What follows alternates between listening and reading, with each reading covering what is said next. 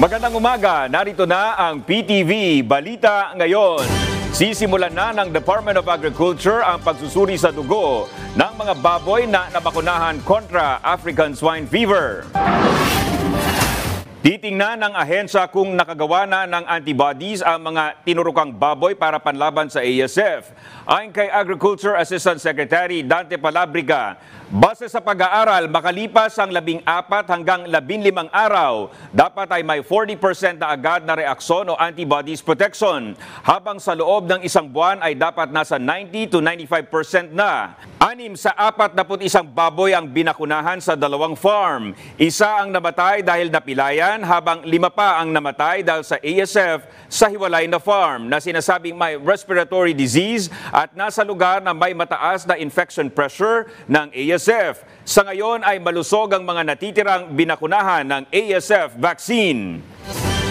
Pinasinayaan ng Department of Agriculture at Philippine Center for Post-Harvest Development and Mechanization of PhilMec ang isang rice processing facility na naglalayong paigtingin ang produksyon at kita ng mga magsasaka sa lalawigan ng Quirino.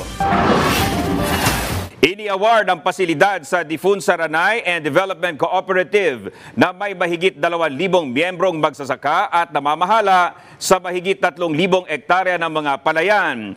Ipinamigay rin ang mga traktora, harvester at thresher sa 13 farmer cooperatives at asosasyon sa probinsya. Tampok din sa support package ang isang state-of-the-art na rice processing system o RPS na may multi-stage rice mill na kayang gumiling ng 4 at 5 tonelada ng palay kada oras at 3 dryers na may kapasidad na 12 tonelada bawat isa. Pinondohan ang proyekto sa ilalim ng Rice Competitiveness Enhancement Fund na sakop ng Rice Tarification Law. At yan ang mga balita sa oras na ito. Para sa iba pang updates, i-like at i-follow kami sa aming mga social media account. Ako po si Dominic Almelor para sa Pambansang TV sa Bagong Pilipinas. Magandang umaga!